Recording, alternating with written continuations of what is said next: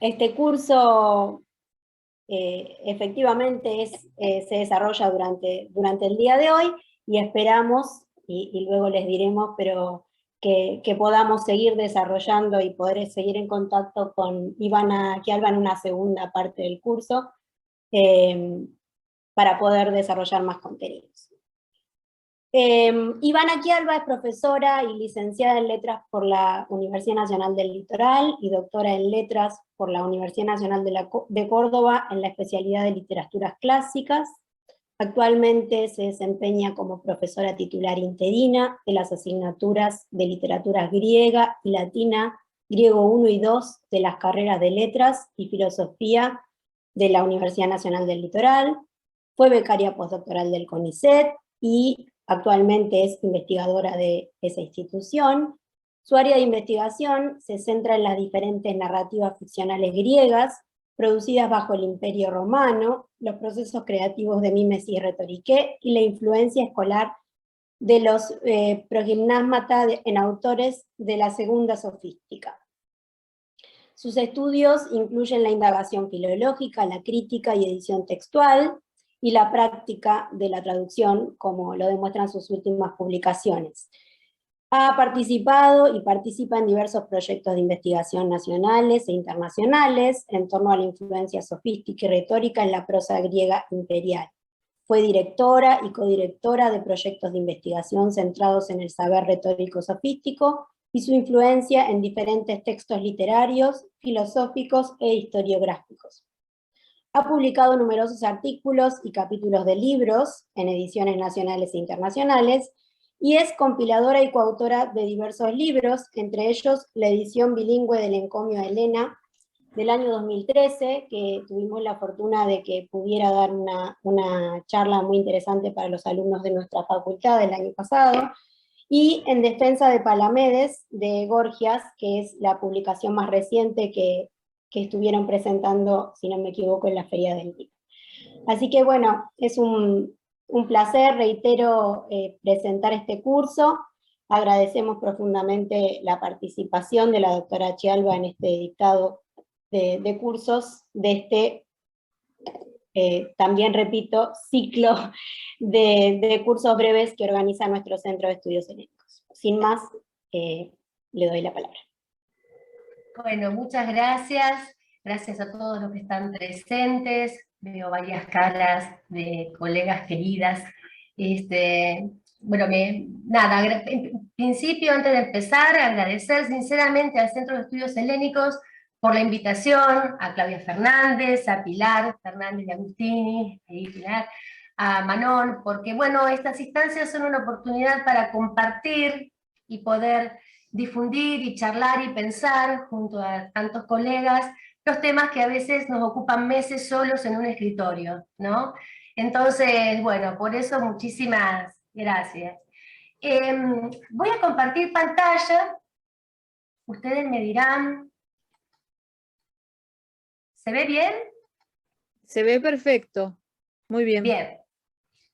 Bueno, la propuesta era entonces trabajar la fábula desde su dimensión retórica, y luego la apropiación, la mímesis por parte de algunas novelas griegas. En un principio iban a ser dos, pero después, viendo la magnitud del tema, nos centramos en la novela pseudo-luciánica Lucio Guelasno. Entonces, ¿qué vamos a hacer o intentar hacer en estas 3 horas del curso? La exposición va a estar dividida en dos momentos, en dos partes. La primera va a ser más general, y va a pensar la fábula en la tradición retórico-escolar, y luego centrándose en las fábulas sobre burros, de las fábulas anónimas, de las colecciones de las fábulas anónimas. Y en una segunda parte ya nos vamos a centrar en la obra Lucio Guelasno, y ver cómo se da esa apropiación concretamente. ¿Cuál es el eje central que vamos a estar viendo en las dos partes? Bueno, ver cuáles son las cosas de los burros de las fábulas, ¿no? Los rasgos, las acciones, los contextos, particularmente en las colecciones de fábulas anónimas. En segundo lugar, vamos a intentar analizar la comicidad en la novela, cómo la novela lee literalmente las fábulas, cómo predomina el plano anecdótico, cómo aparece esa absorción con el léxico, la cita, la alusión, y cómo el hacer cosas de burro de las fábulas se convierte en pequeños programas narrativos dentro de la novela. Y por último, vamos a pensar un poco la categoría de héroe satírico para el burro, y ver cómo el burro Lucio aprende a hacer cosas de burros. Y a partir de ahí, pensar un poco la finalidad y discutir también la finalidad cómico-satírica de la novela. Bueno, en esta primera parte, me parece que es bueno comenzar con qué entendemos hoy por la fábula, ¿no? Porque la fábula integra los currícula de la escuela en Occidente desde hace casi 2400 años, ¿no? Y lo asociamos con un relato infantil, un relato ficcional, perdón, de tenor infantil, con personajes animales, cada uno como estereotipos de rasgos del carácter humano. También sabemos que la fábula se centra en la composición alegórica, es decir, que el nivel de lo dicho se realiza, se actualiza en la comprensión de lo no dicho del segundo nivel, que puede estar explicitado o no en la moraleja. También sabemos que tiene una función didáctica, que transmite un saber que podemos llamar transgeneracional, y que ese saber transgeneracional supone una tradición abierta, es decir, que hay fábulas que sirven de modelos para otras fábulas, ya sean a partir de colecciones anónimas o colecciones de autor, que son las que todos conocemos. Esopo, Fedro, Babio, y bueno, luego las bizantinas, hasta llegar a las actuales, ¿no? Pero si miramos de cerca la tradición, sobre todo la tradición retórica, vemos que ante esa aparente uniformidad, ¿no? De un saber transgeneracional que amablemente pasa de generación en generación, se esconden múltiples variables y cambios en la concepción de la fábula, incluso en la misma antigüedad, que van a poner en jaque muchas de estas premisas que estamos viendo. Bueno, ¿cuáles son algunas de esas revisiones?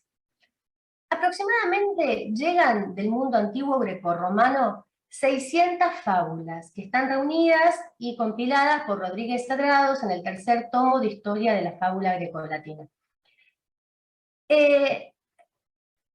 Lo primero que sabemos con respecto a la fábula en Grecia, en los primeros testimonios, es que no existe en griego antiguo un único término para designar fábula. Hay tres: ainos, logos y mitos. Pero todos estos términos no implican un significado restringido que permita diferenciar relato real o ficticio, verdadero o falso, o que particularmente indique ficcionalidad, tema animal. Es verdad que ainos tiene un sentido más acotado que logos y mitos, pero en todos permanece esta idea de relatos, dichos, discursos. Solamente recién a partir de las colecciones de fábulas, se va a restringir el sentido de logos con el término aisopeioi logoi. Logos esópicos, relatos esópicos, fábulas esópicas, como lo querramos traducir. Pero ¿qué sabemos de las fábulas desde los comienzos, antes de las colecciones? Bueno, según Rodríguez Sagrados, en el tomo 1 de su historia, dice que lo primero que identifica a estos ainoi, logoi o misoi, es la introducción de un segundo término cuya finalidad es reforzar o argumentar al favor de un primero. Es decir, ya vemos la finalidad pragmática, educativa, persuasiva de la fábula, ¿no? Hay un primer elemento, pero que sirve para reforzar un segundo. Entonces, se confunde con el ejemplo en sentido amplio, como la máxima, el símil, la alegoría, porque también muchísimos de las máximas o los símiles de animales pueden haber tenido incluso orígenes en fábulas que no se nos ha llegado, que no se han transmitido. Pero también aparece el ejemplo puntualmente introducido como ejemplo que alude o a la fábula animal o a la anécdota humana, ficticia o histórica, ya enseguida vamos a ver ejemplos de esto, o al mito tradicional. Por ejemplo, a partir de los primeros testimonios de época arcaica, como Hesíodo y Arquilo, aparece ya una estructura más uniforme, más estable, que deja fuera al relato mítico propiamente dicho, y donde hay una cierta unidad formal en la fábula animal o en la anécdota humana, y que tiende a calificarse como un logos y a tener un trasfondo satírico o cómico. Es este tipo de relato el que va a pasar a las colecciones, y al que se le va a dar la categoría de fábulas esópicas. Incluso, como vemos acá, con relatos que son previos a la aparición histórica de la figura de Esopo en el siglo VI, ¿no? Entonces, ¿qué caracteriza a esta fábula antes de las definiciones y las colecciones? Bueno, un relato simbólico alegórico sobre el carácter y la conducta de los individuos en una situación dada. ¿No? Podemos tener a un animal o a un individuo solo al que le ocurre algo y aprende algo de eso, o en relaciones de poder unos con otros, que es la fábula agonal. Recordemos el primer caso, que es reconocido por los especialistas como la primera fábula en la tradición occidental, que es la que aparece en Trabajos Irías de Hesíodo, ¿no? Y que precisamente es una fábula agonal entre el halcón y el ruiseñor, que el ruiseñor se está quejando y el halcón le dice, mira, cállate, que por más que te quejes, no te voy a soltar, todo depende de mi voluntad.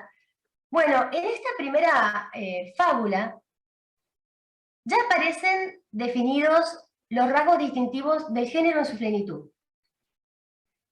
La brevedad, el exemplum, ¿no? La situación agonal entre personajes, la relación de fuerzas entre fuerzas de la naturaleza y sectores sociales, el valor ejemplificador de la fábula en su doble función. Por un lado, la función didáctica, moralizadora, como gnome, y por otro lado, la función satírica de visibilizar o incluso criticar las relaciones de poder de manera figurada, y por eso más efectiva, ¿no? A ver, esperen que quiero ver si puedo cambiar... ahí está. Quiero cambiar de lugar los cuadritos donde los veo, porque me tapa parte de la diapositiva. ¿Cómo hago para correrlos? ¿Los llevo para abajo? No, ahí cambio la diapositiva.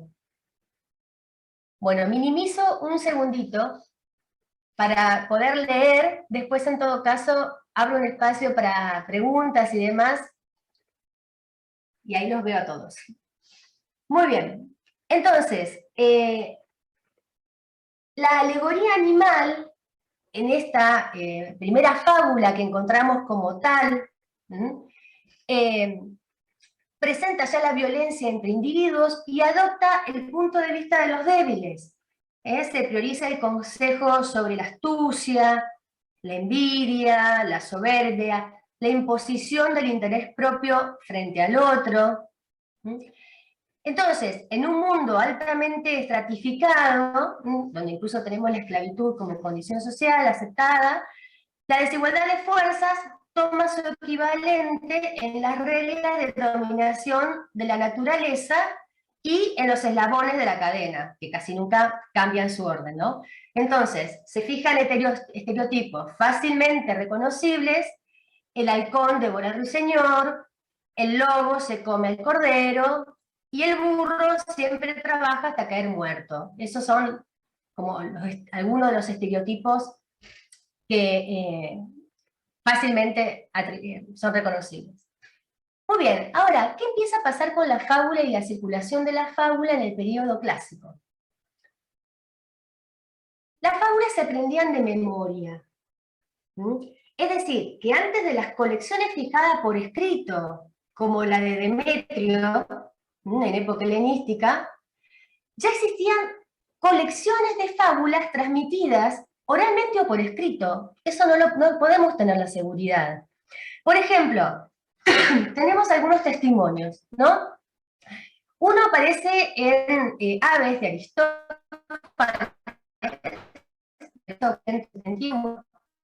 donde Epicteto está convencer a las aves de que ellas tienen que ser las gobernantes y que son anteriores que la tierra.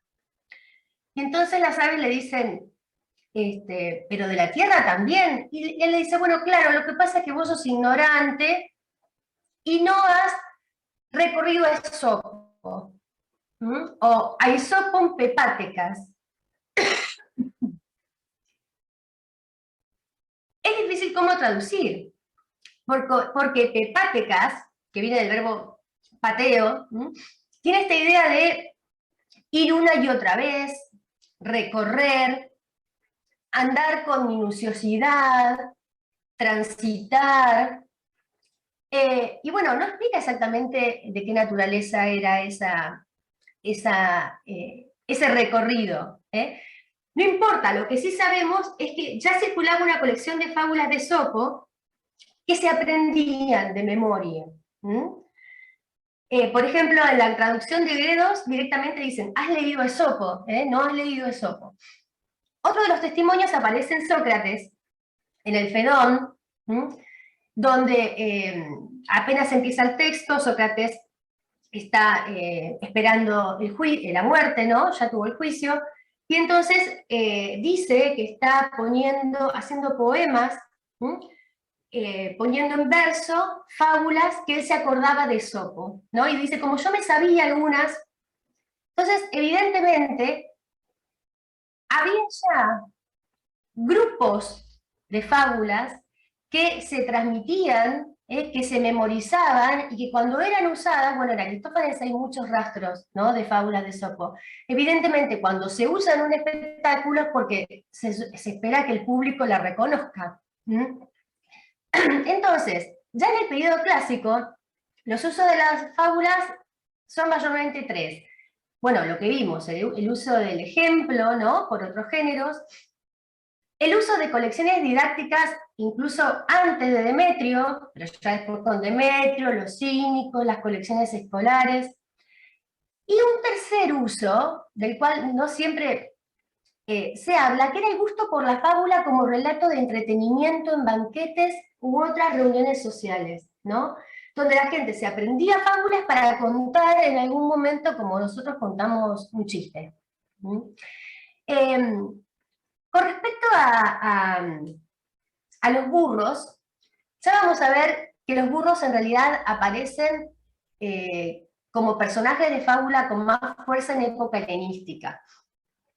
Pero Plutarco atribuye a Demóstenes el uso de una fábula porque dice que Demóstenes hablaba por algo importante para Atenas y ya nadie le daba bolilla. Entonces dice, bueno, yo sé una historia, les voy a contar una historia, y dice, que el burro, juntos por el camino, llegó el mediodía y el sol era muy fuerte, los dos querían sentarse bajo la sombra del burro, pero no entraban. Entonces, el alquilador le había dicho, le decía al otro que alquilador, por lo tanto, él era el dueño parcial de la sombra del burro, y el otro le decía que no, que le había alquilado el burro, pero no la sombra. Y entonces los ciudadanos atenienses dicen, bueno, pero ¿cómo se resuelve?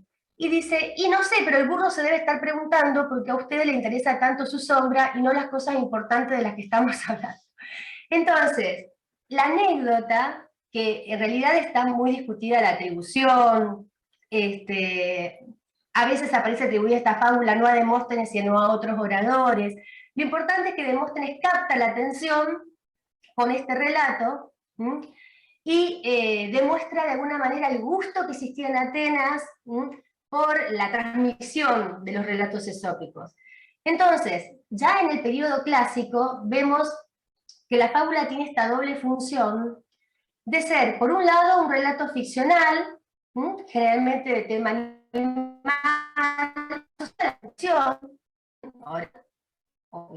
letrada, y por otro lado, una herramienta eficaz de persuasión en el ámbito político. Esto nos lleva a la primera reflexión teórica, sistemática, sobre la fábula, que es retórica de Aristóteles, ¿no? Ahí la fábula aparece tratada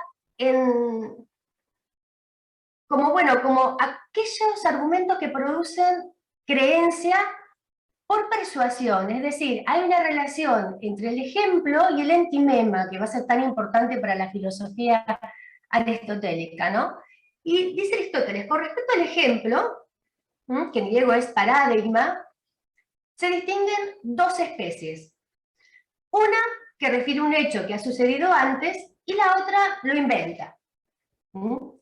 Entonces, la parábola y la fábula pertenecen a este último del paradigma, aunque la fábula tiene un carácter puramente ficcional. En ese pasaje, Aristóteles transmite dos fábulas, menciona dos fábulas. Y en las dos, que una es atribuida a Sícoro, y la otra a Esopo, en ambas aparece la idea de que la fábula educa a los ciudadanos contra el poder de los tiranos. Es decir, hay una educación política, cívica, en el uso de la fábula por parte de los oradores. Como ven hasta acá, no hay una asociación directa de la fábula con los niños, con la infancia, con el relato simple, sino que por el contrario, el de los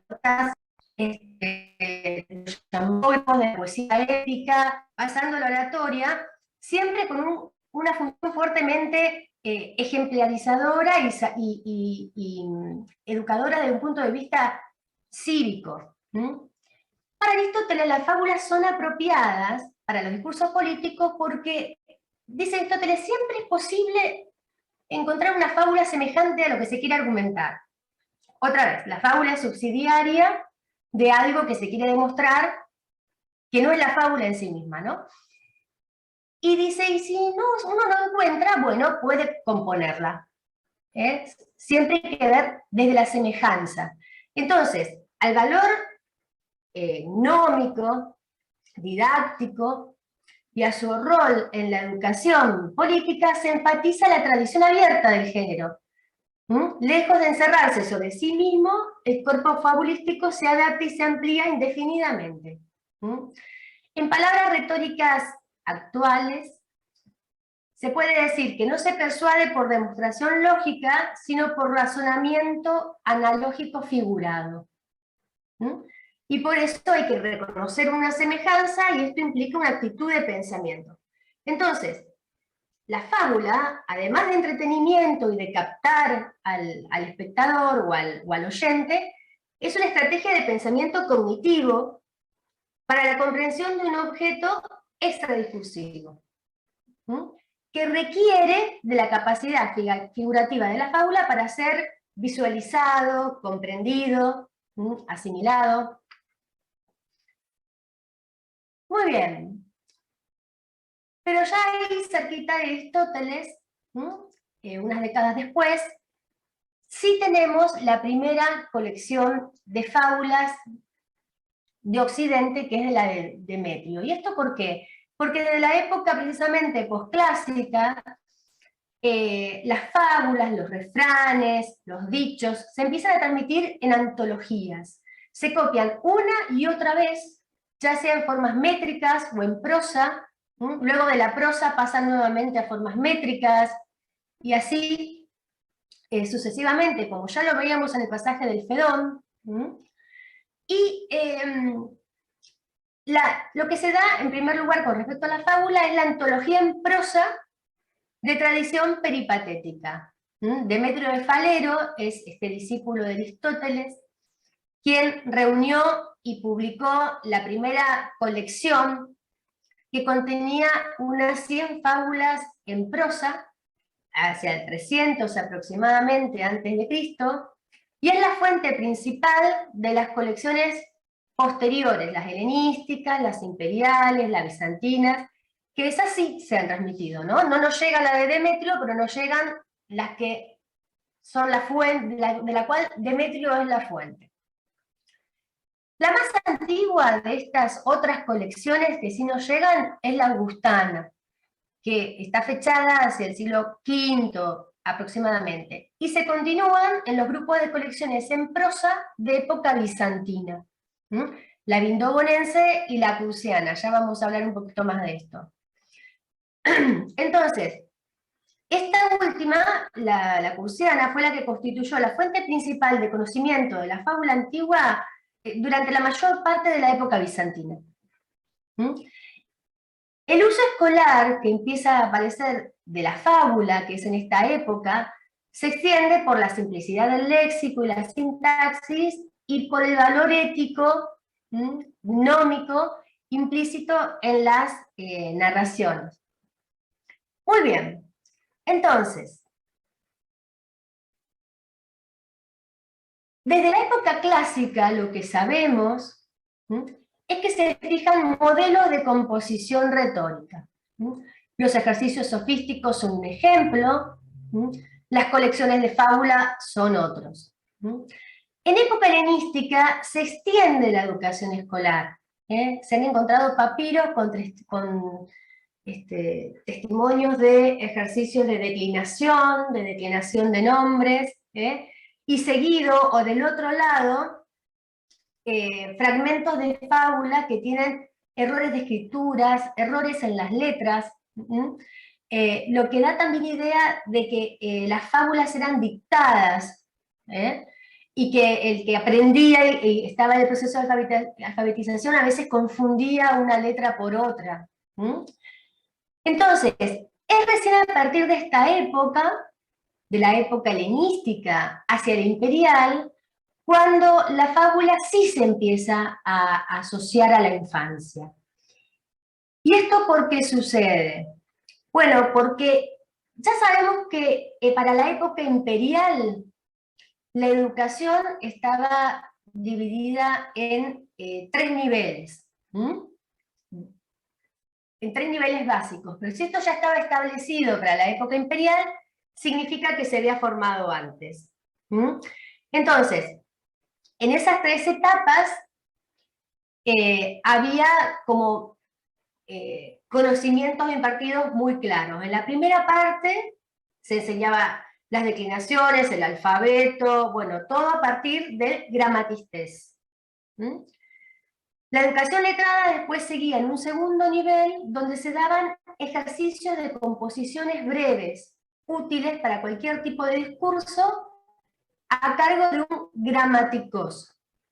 Este periodo medio, este ciclo medio, digamos, de la enseñanza de la escuela griega antigua, es donde encontramos los progymnásmata, que son estos manuales de ejercicios, que vamos a ver a continuación, donde se daba una preparación inicial con relatos breves para el ciclo último, el superior, el final, que era la educación retórica propiamente dicha, impartida por el rétor, que implicaba la elaboración de los discursos retóricos más completos, como las meletai o las declamaciones. Entonces, después de Aristóteles, lo que encontramos como un tratamiento más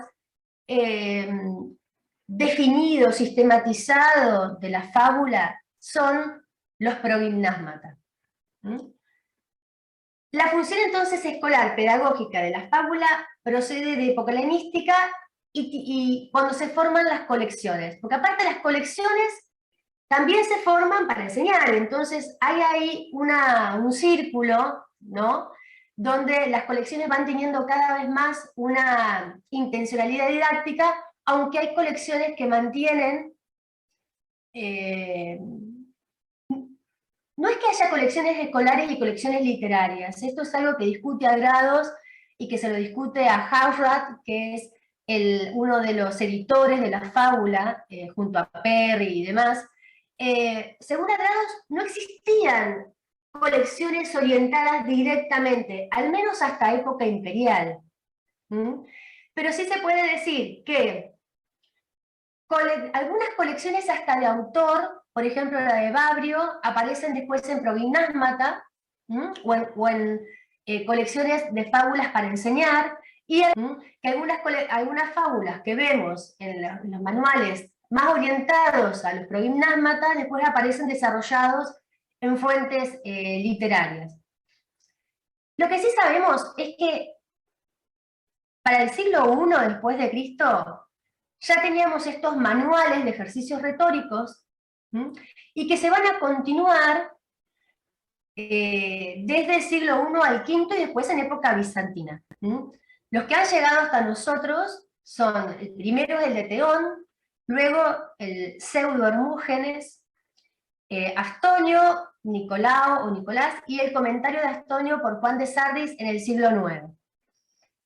Eran manuales escritos por maestros y para maestros, y contenían un total de 10 o 14 ejercicios que aumentaban gradualmente su complejidad compositiva, daban definiciones y ejemplos a imitar.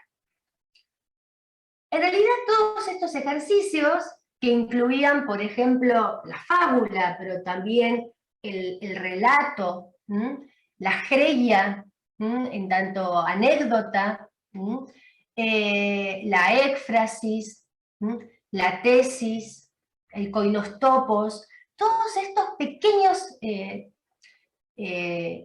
no pequeños, breves ejercicios, en realidad eran como el andamiaje que después usaban todos los oradores, ya sean filósofos,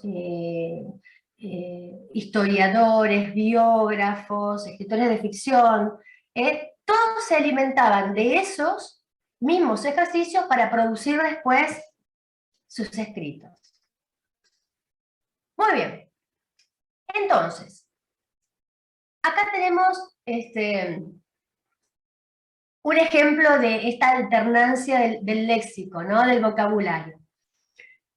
En los progimnásmata, la fábula está entre los logos que inician la ejercitación retórica por la simplicidad, brevedad y el valor nómico. Todos los progimnásmata lo tienen en primer lugar, salvo uno que lo pone en segundo lugar y primero pone el relato, el diégema. Pero ¿cuál es la diferencia? Si bien misoi queda para designar la fábula, en las definiciones se nos aclara que el misoi, la fábula, es el único relato que nadie cree que pasó.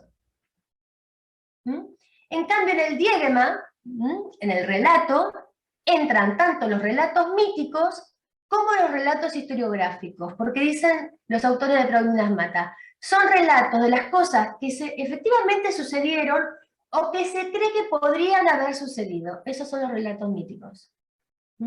Pero cuando los progimnásmata definen o dan ejemplos de misoi, son fábulas esópicas, o al estilo de las fábulas esópicas.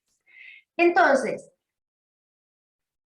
lo que se ve es un increscendo de las fábulas escolares, que reúnen colecciones para enseñar en este momento de ciclo medio, digamos, de la escuela griega, y tenemos, por ejemplo, colecciones de fábulas solamente para con fines escolares, didácticos, como Pseudo-Dositeo, que reúne en el siglo II una colección aproximada de 16 fábulas, el famoso Rétor Libaño, que transmite en sus progimnasmata 3 o 4 fábulas, y Astonio, que es el único que en los progimnasmata da un ejemplo de composición de fábula, que toma como ejemplo la famosa fábula de la cigarra y la hormiga, y las hormigas, pero luego se nos transmite aparte una colección de 40 fábulas, directamente reunidas por Astonio, y compuestas por él. Entonces, en esta tradición escolar de la fábula, ya el primero de los manuales, que es el de Theón, nos ofrece una definición de fábula que se repite en los demás, casi sin alteraciones. La definición es: la fábula es un relato falso, logopseudés, que figura, eikonizon, una verdad, aletheian. Es interesante porque parece una suma de paradojas la definición, ¿no? Logopseudés, aletheian. Lo interesante es que ya los progimnasmas establecen que, aunque el texto es declaradamente falso, y no pretende convencer de su propio estatuto de mentira, sí debe ser verosímil. Es decir, a cada animal se le adjudica una característica que le es propia. Según Hermógenes, por ejemplo, si se compite por la belleza, se lo representa como un pavo real. Si se le quiere atribuir una astucia, se lo representa como zorra.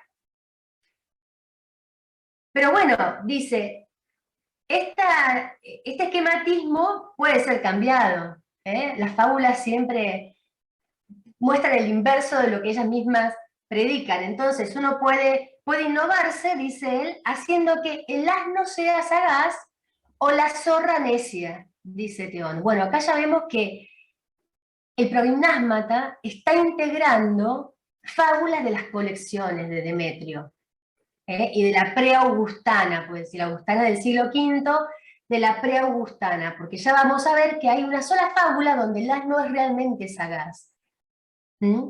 Así que vemos que en realidad las colecciones de fábulas de todos los tipos alimentan la práctica, y luego eso, la práctica escolar, y permiten teorizar sobre eso, ¿no? Otro rasgo para destacar de la definición de fábula de los progimnasmata es el participio eikonizon, derivado del verbo ikazo, ¿no? Que significa igualar, ser semejante, imitar, comparar, representar. El término condensa la función alegórico y figurativa del relato que, a diferencia de las otras narraciones ficcionales, se basa en presentar una situación figurada A que reenvía a otra B, y que está al servicio de B. Acá, el logopseudés está al servicio de la verdad que se quiere transmitir, ¿no? Entonces, se centra su efectividad en la función pragmática de hacer ver, señalar, mostrar, criticar una cosa que es la verdad, ¿no? Y esa verdad generalmente tiene que ver con un contenido ético-moral, filosófico o político. Entonces, la fábula es una imagen, un icon, y por lo tanto la educación retórica no se focaliza en el ejercicio para el desarrollo de una forma literaria autónoma. Eso lo van a hacer los escritores por sí mismos, sino como ejemplo de la argumentación de un discurso mayor, sea político, judicial, filosófico, biográfico o epidíptico. Por ejemplo, un caso es Plutarco. No vamos a tener tiempo para, como yo pensé, para charlar un poquito de estos autores, pero por ejemplo, Plutarco es uno de los escritores de la antigüedad, de la época imperial, que más reenvíos tiene a fábulas. Más de 30. Pero en todos los casos, el reenvío a la fábula no implica el desarrollo literario de la fábula, sino que siempre está al servicio de representar otra cosa que tiene que ver con la enseñanza neoplatónica del propio Plutarco. Como en el caso, por ejemplo, que vimos, que Plutarco transmite la de Demóstenes y la sombra del burro. Bueno, pero si comparamos la tradición escolar griega con lo que vemos que empieza a pasar en Roma, la cosa se pone más interesante todavía. ¿Por qué? Porque en Roma cambia el léxico y ya entendemos que estos términos como fábula o favela sí representan al nombre del genus literario, del género literario, pero también a toda forma de relato, cuento o ficción que se opone a los argumentos no ficcionales. En cambio, el diminutivo favela ya aparece en Fedro para designar al relato alegórico breve de la fábula esópica directamente. Entonces, dentro de la producción romana se destaca, por supuesto, la figura de Fedro, ¿no? Un esclavo liberto de la época de Augusto que retoma el Esopo, lo traduce, lo versifica, pero especialmente compone nuevas con una originalidad propia. Su aporte a la tradición fabulística reside en la calidad poética de sus yambos, y la elección a la que asocia, a estos yambos asocia una visión del género como herramienta para la mirada satírica por parte de los más débiles. El vínculo que la lleva de la ficción más declarada a la realidad social que pretende visibilizar. Ahora, ¿qué pasa en los tratados? Porque esta es una colección de autor, digamos, la de Fedro, ¿no? ¿Qué pasa en los tratados? Bueno, en la educación griega tiene influencia, por supuesto, sobre los tratados latinos, pero tiene un tratamiento diferente. Por ejemplo, en los tratados de finales de la República, como el de Inventione de Cicerón y en el Anónimo de Aurelianum, se hacen alusiones muy breves a la utilitas de la fábula, simplemente como ejemplo de un argumento, o como estrategia para captar la atención ya dispersa del público, como lo veíamos a su vez en la transmisión de Plutarco sobre Demóstenes. Pero no se teoriza sobre el relato. Con Quintiliano y la educación retórica como actividad oficial del imperio, se hace referencia a la fábula desde una visión pragmática, y la función en el ámbito político romano. Entonces, leemos en las Institutio que entre los estudios preliminares a la retórica, fíjense otra vez, ¿no? Los estudios preliminares, lo que llamaríamos los progymnásmata en la parte griega, recomienda la enseñanza de las fabulitas de Esopo en la niñez, ya que su forma es similar a los cuentos de las nodrizas. Fíjense que acá es la primera vez donde en un tratado sí tenemos una alusión explícita de la fábula asociada a los niños, al primer eslabón de la cadena escolar, digamos. Pero vemos que también en Quintiliano,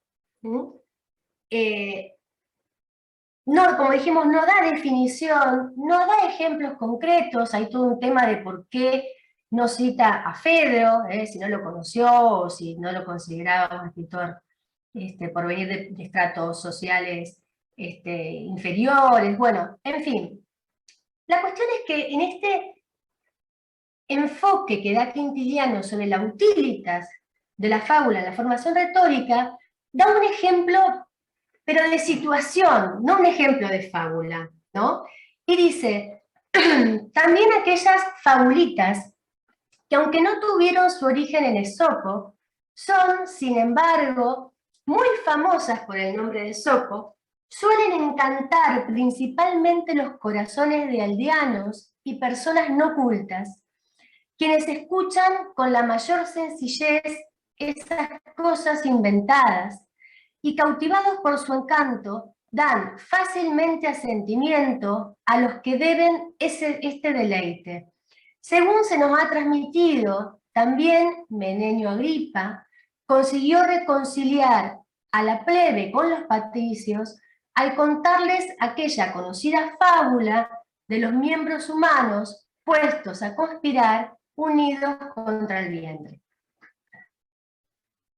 Bueno, el episodio este de Menenio Agripa es transmitido por dos fuentes. Una es Tito Livio y la otra es Dioniso de Halicarnaso.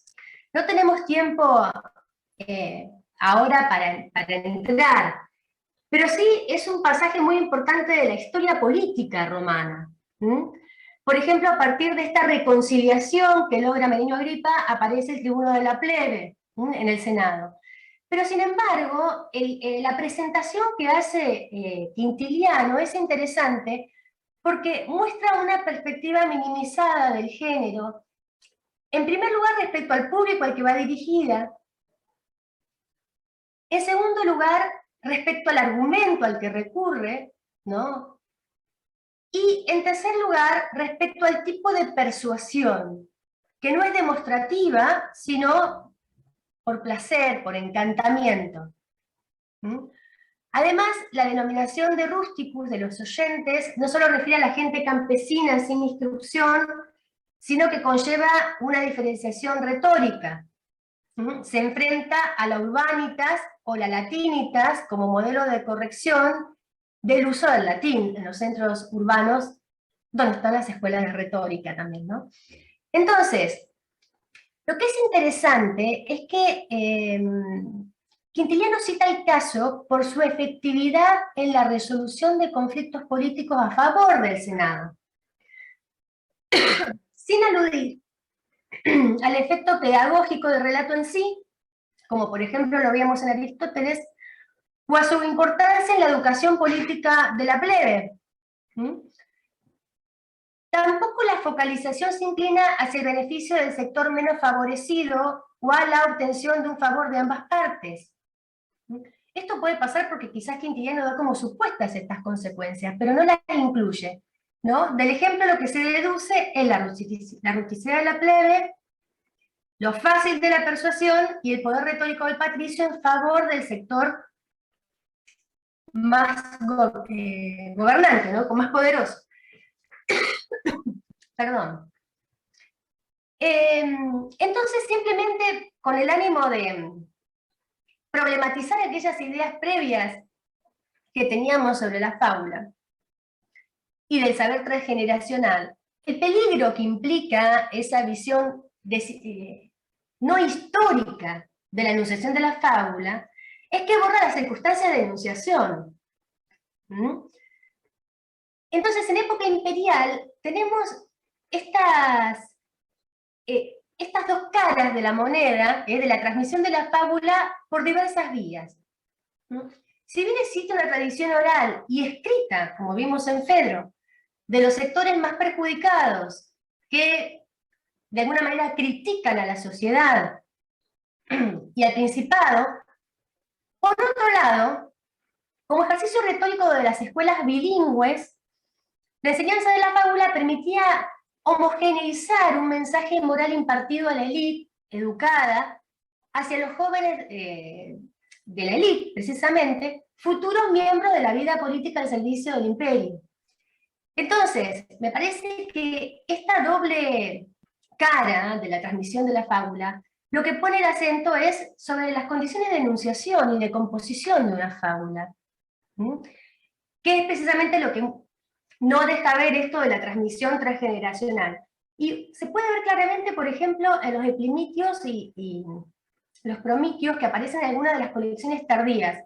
Ya vamos a ver la fábula ahora de El burro y el jardinero, donde el burro va cambiando de amo y cada vez le va peor, porque siempre va de alguien pobre a alguien más pobre, y son cada vez más precarias las condiciones materiales con las que vive, hasta que al final no se puede ni caer muerto porque el curtidor va a usar su cuero.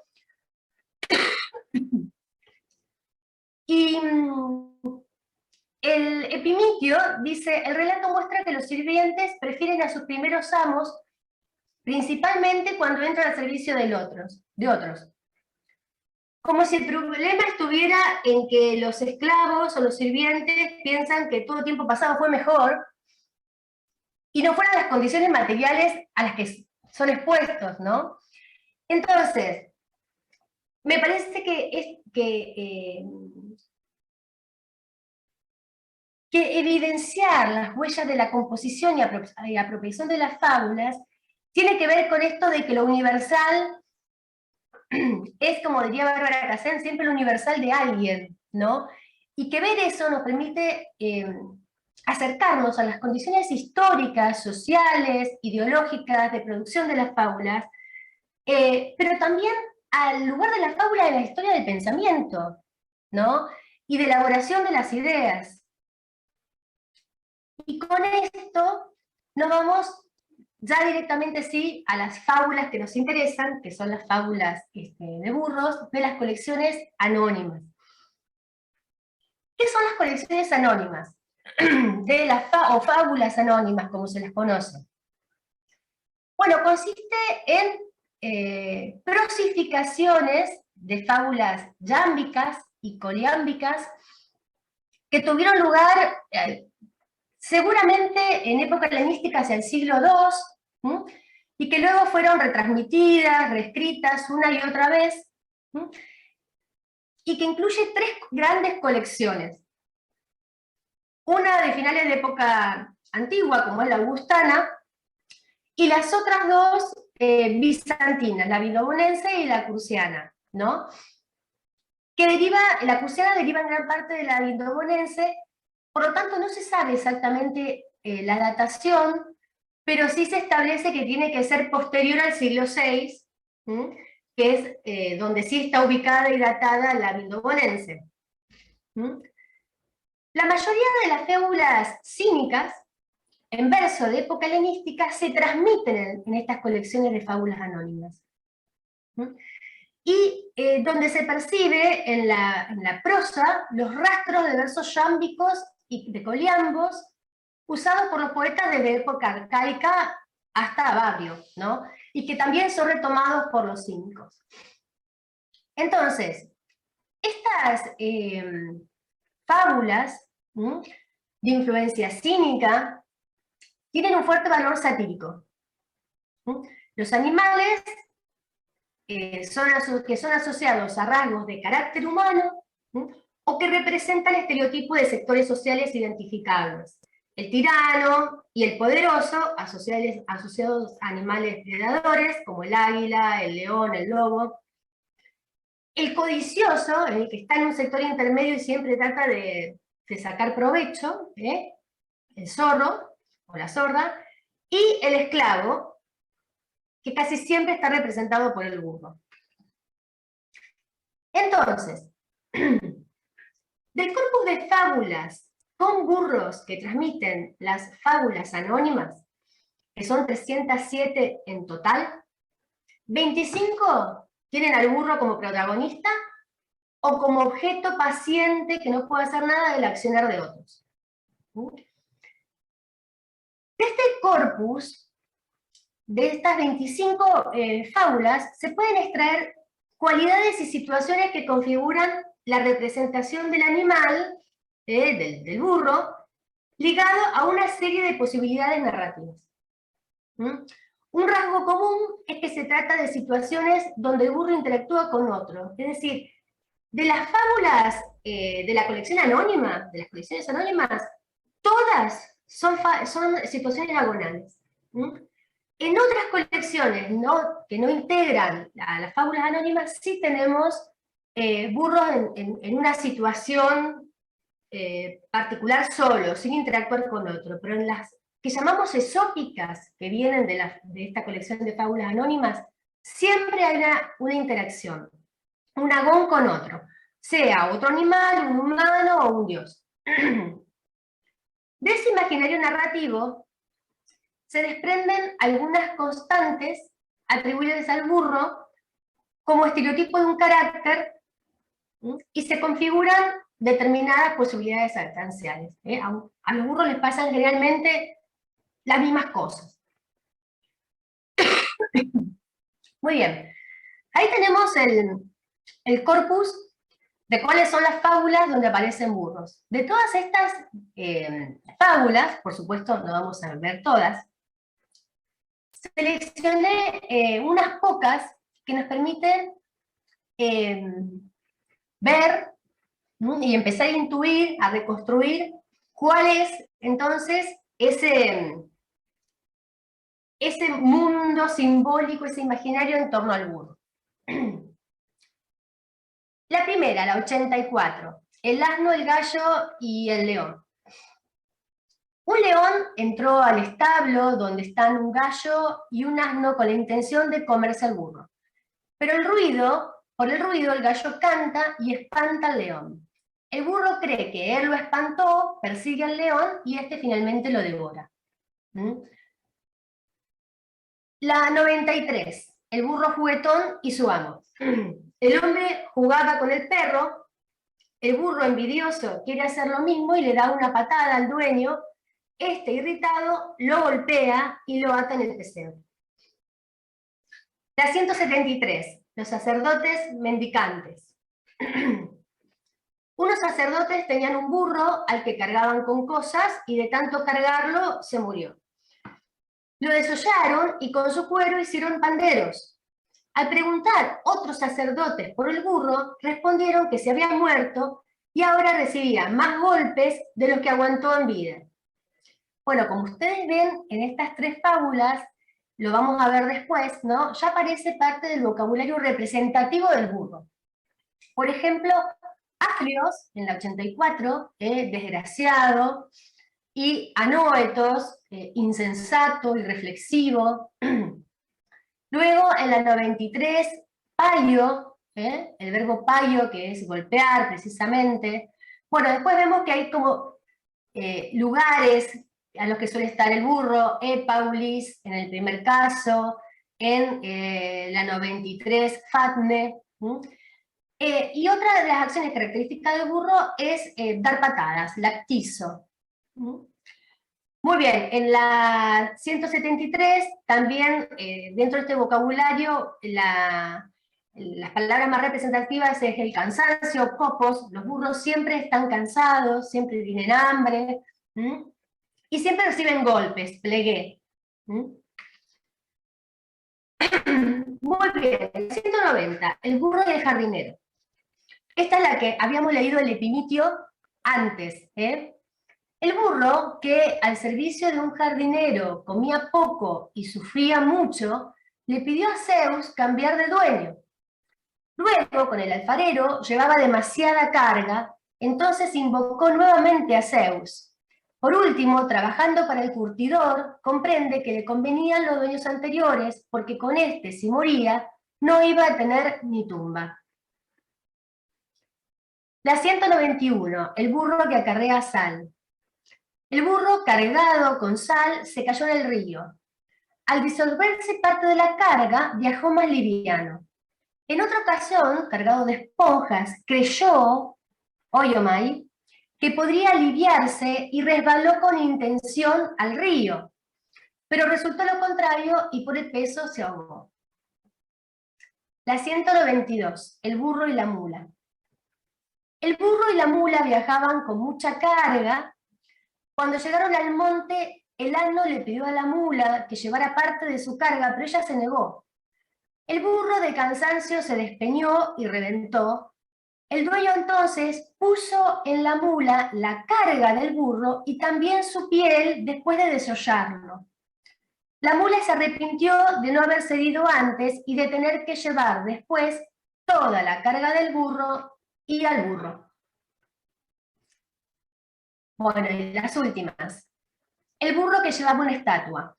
Un burro que llevaba la estatua llegó a una ciudad donde los que la veían se inclinaban para adorarla. Él, creyendo que le rendían tributo, comenzó a rebuznar y ya no quería marchar. Su dueño lo golpeó con un garrote para que aprenda que los hombres no veneran a los burros. Y la última, la 202, el burro, el cuervo y el lobo. Un burro estaba herido en el lomo y un cuervo lo picó en la herida. Del dolor, el burro se puso a rebuznar y a dar saltos. Al verlo, el arriero comenzó a reír. Un lobo que vio la escena dijo que qué desgraciados eran aquellos que resultaban perseguidos y además provocaban risa. Bueno, la última, la del 198, simplemente la consigné ahí, que es la del lobo médico, cuando el asno, que ve que lo va a comer un lobo, le dice que primero le saca una espina, y cuando el lobo se acerca le da una patada y lo mata, ¿no? Entonces, esa es la que incluye precisamente, o pensamos que le da el argumento a Teón para decir que la fábula puede invertir, ¿no? y ser novedosa respecto a los estereotipos, y que el asno puede ser sagaz o inteligente o astuto. Muy bien, de estas fábulas que vimos, hay también un vocabulario constante. Por ejemplo, en el caso anterior, los burros siempre están al servicio de algo, de alguien, ¿no? Du lewon, lo que acerca parte, no solo léxicamente, ¿no? Sino en todas las asociaciones, al burro al esclavo. Sobre esto hay una gran literatura, muchísima literatura. Después, en todo caso, el que esté interesado, podemos profundizar en eso. También siempre llevan demasiada carga, axo foreign.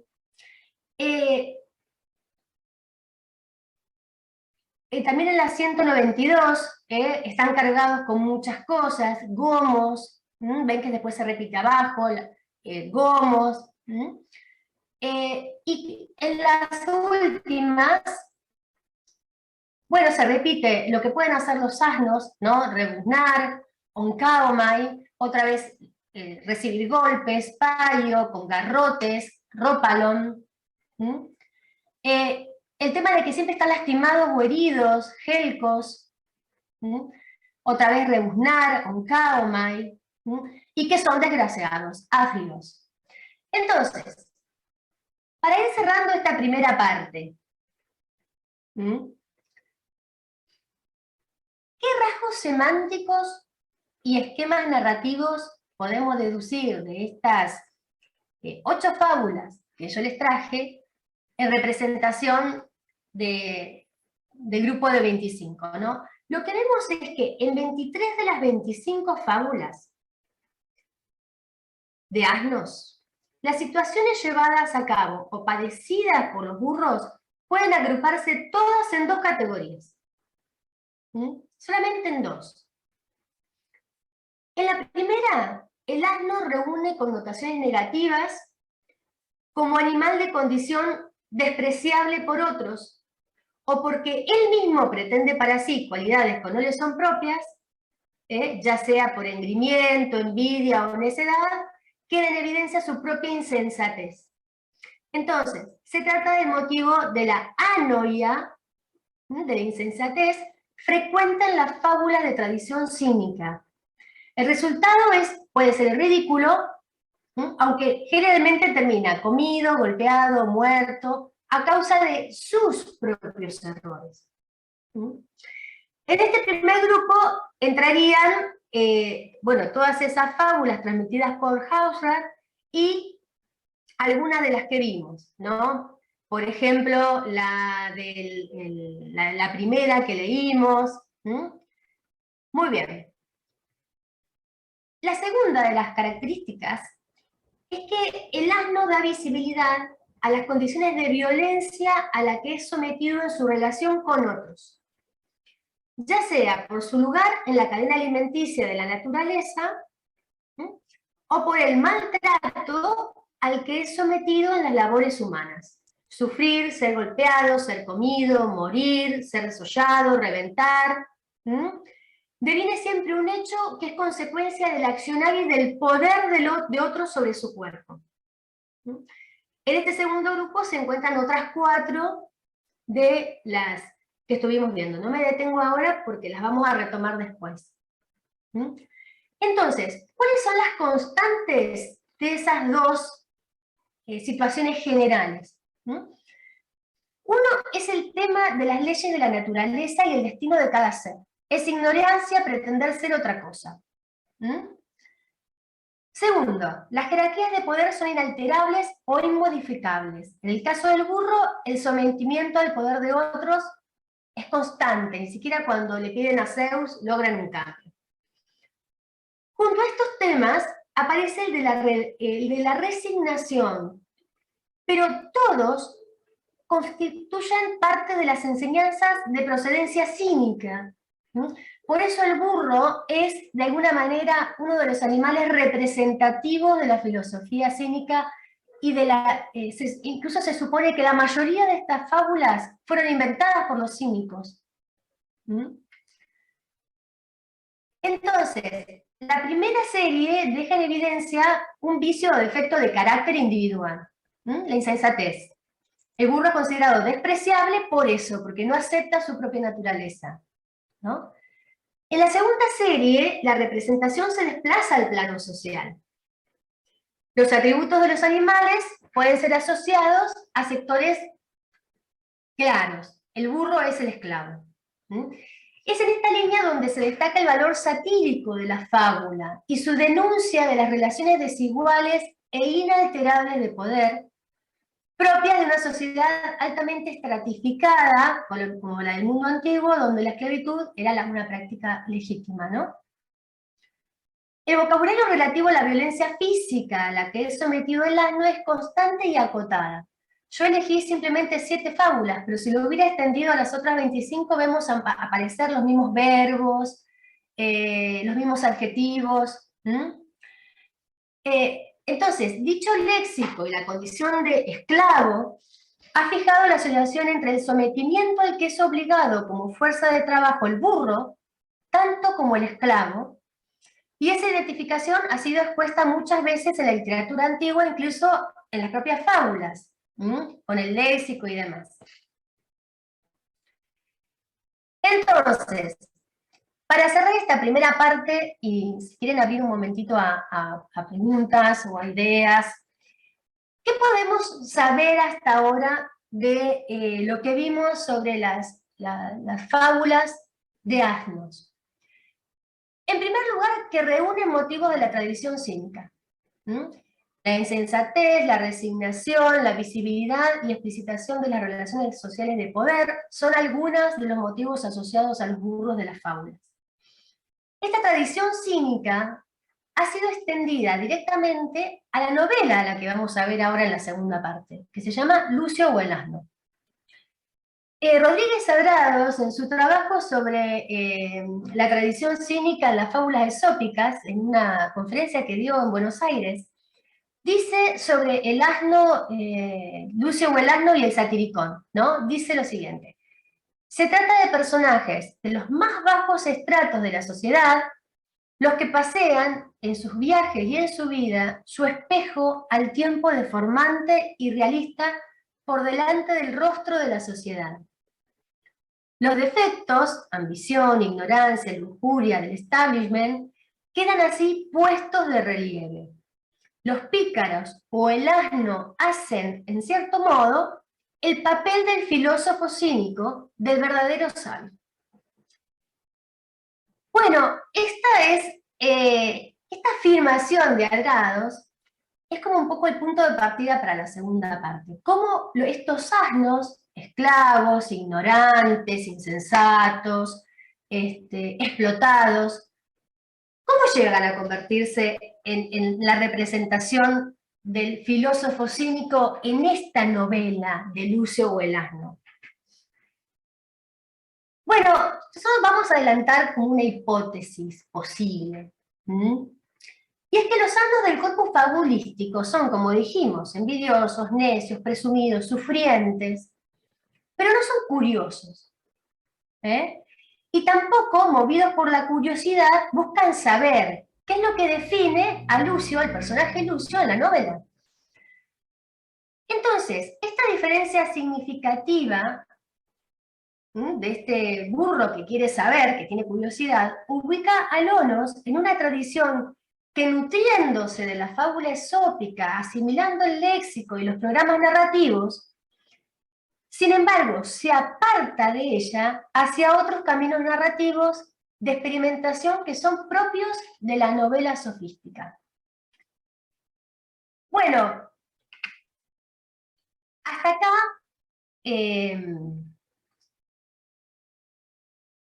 esta primera parte, donde hicimos como un pantallazo general de los temas del primer módulo. No sé, a ver, esperen que voy a dejar de compartir. Ahí está. Ahora nos ves a todos, sí. Ahora sí, ahora los veo. Muy bien. Veo que permanecen estoicamente. Totalmente atentos a lo que nos vas contando. Bueno. Yo encantada porque mucha información, trato de asimilarla toda. No sé si el resto, digamos, está en la misma expectativa, habrá algunos que saben más, otros menos sobre fábulas. No sé pero si quieren hacer una pregunta de esta primera parte. Eso te iba a decir, para relajarnos un poquito y para mover los cuerpos. Claro, ¿no? después nos buscamos un cafecito y seguimos con la segunda parte. Así que está abierta la posibilidad de que abran directamente sus micrófonos, si alguno si quiere hacer alguna pregunta, este es el momento, antes de tomarnos una pequeña pausa para descansar, para empezar la segunda parte. Está abierta la... Parece que todavía no...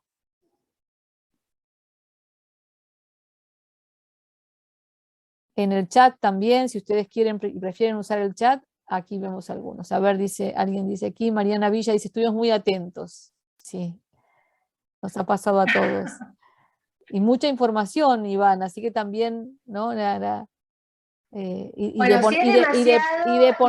Y de ponerla toda en contexto y también muchas inquietudes, preguntas que se me ocurren, pero a partir de mi propia ignorancia, no es un tema, digamos, que haya transitado más que, sobre todo, esta fábula extendida hasta la época bizantina y a posteriori, ¿no? Porque la pregunta es, como decías vos, la fábula que ha transitado tantos siglos, en algún momento también debe haber sido apropiada por ¿no? este componente ético y moral, religiosamente, para decirlo de alguna manera, ¿no? No sé, el cristianismo, ¿cuándo se introduce esa apropiación? ¿Es bueno, vieron que o no en lo realidad en el cristianismo aparece más, bueno, sobre todo en los evangelios, la parábola, ¿no?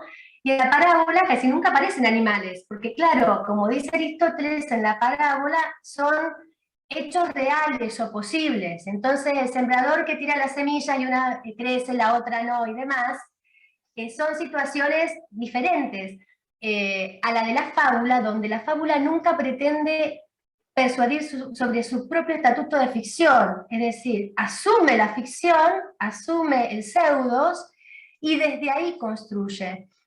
Ahí la estoy viendo a Jimena Palacios, con la que siempre charlamos mucho sobre la potencialidad de la fábula, y claro, lo que siempre charlamos es que hay mucho por hacer, porque la fábula se ha convertido en los currículos actuales, incluso de la facultad, como en un género cerrado, ¿no? Donde estudiamos la composición genérica literaria. Pero tiene toda una potencia satírica, heurística, como método de pensamiento, que realmente creemos que puede ser mucho más explotado, ¿no? Al enseñar el género. Porque realmente todas las condiciones históricas y que van cambiando en torno a qué animales aparecen. Bueno, lo vemos en los burros, ¿no? Los burros aparecen en una determinada condición histórica como personajes para expresar determinadas características que le interesan a un movimiento filosófico, ¿no? Pero que iluminan determinados aspectos humanos. Entonces, realmente es fascinante. Uno entra en el mundo de la fábula y empieza a encontrar matices por todos lados que van complejizando, ¿no? esa idea de que es un relato que amablemente y sin ninguna marca, es como que es intemporal. Y lo peor que le puede pasar al lenguaje es volverse ahistórico, ¿no? Y bueno, además, ya lo vamos a ver ahora en la novela, que pasa algo totalmente diferente. Es como... uno está acostumbrado a leer a Plutarco y ver que aparece la fábula como un ejemplo para resaltar la función didáctica, y en la novela vamos a ver totalmente otra cosa, ¿no? Y que sin embargo potencia, acá me ponen, Graciela, hola Graciela, muy Graciela. interesante la vinculación entre la fábula y el bestiario que propone Arquíloco. Sí, bueno, acá lo tenemos a Sebastián. Sebastián, que puede decir mucho más que yo. Sebastián ha trabajado justamente el tema. Lo que pasa es que la fábula ciertamente, digamos, forma parte de todos los géneros, me refiero como intertextualidad, ¿no? Está en la comedia permanentemente, está en el jambo, está en Hesíodo, como decías vos. Se supone que digamos, la primera fábula la podemos encontrar allí, de algún modo. Así que no sé, Sebastián, te dejamos. No, lo que pensaba es lo interesante, ¿no? Que hasta que no hay, se producen las colecciones de fábula, ¿no? Como bien lo indicaba Iván, la fábula en sí no es un género propio. O sea, está inserto en otro género y aparece en función de la apropiación de otro género. Por ejemplo, teoría de Hesíodo, siempre con una función de cuestionamiento bueno, Arquíloco es propio de la invectiva, ¿no? De la invectiva yámbica, ¿no?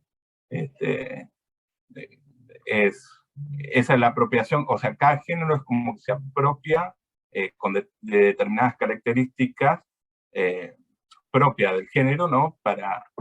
Y asimila la fábula en ese sentido. Por lo menos antes de las colecciones, ¿no? Propiamente de las colecciones. Tal cual, por Pero ejemplo...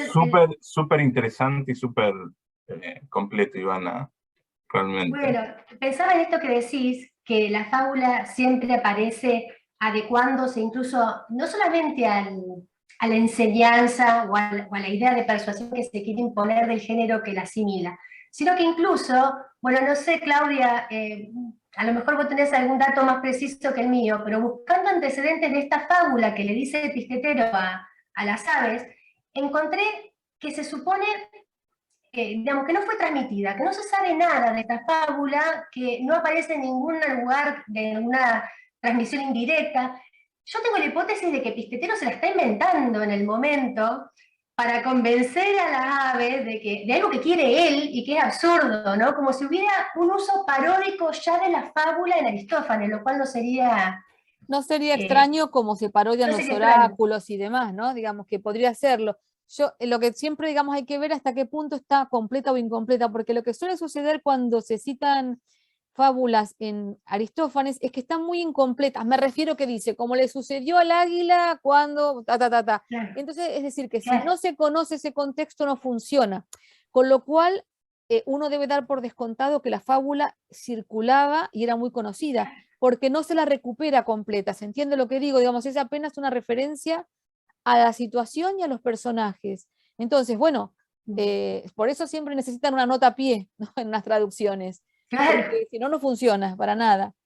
Entonces, bueno, eso daría también cuenta de esa popularidad de las fábulas. Es decir, no circulaban como antologías, pero realmente circulaban de qué forma, ¿no? Circulaban las fábulas en la antigüedad y en época más todavía, no solo en la época clásica, en la época arcaica, porque realmente era un conocimiento, digamos, parecería como que todos la conocían, como pequeños cuentitos o historias populares muy pequeñitas, ¿no?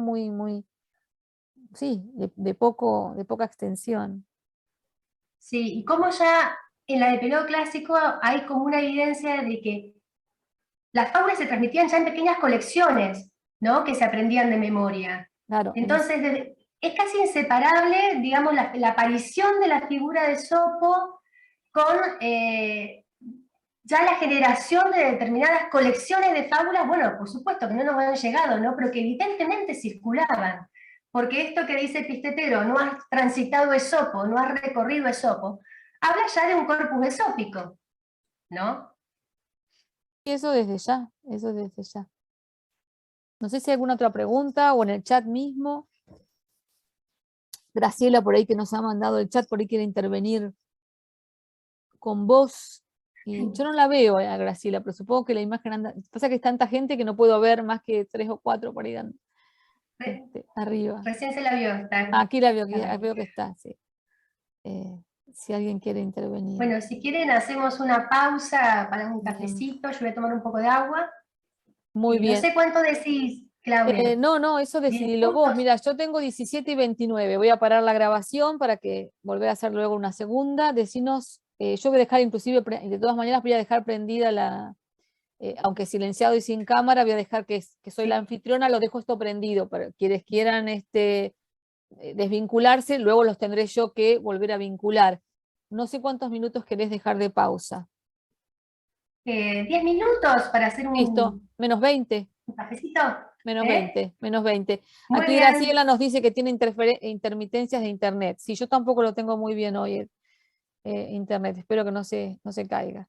Bueno, entonces, paro la grabación, pero dejo, como les decía, prendido de todas maneras Nos Zoom. quedamos acá. Muy bien. Bueno.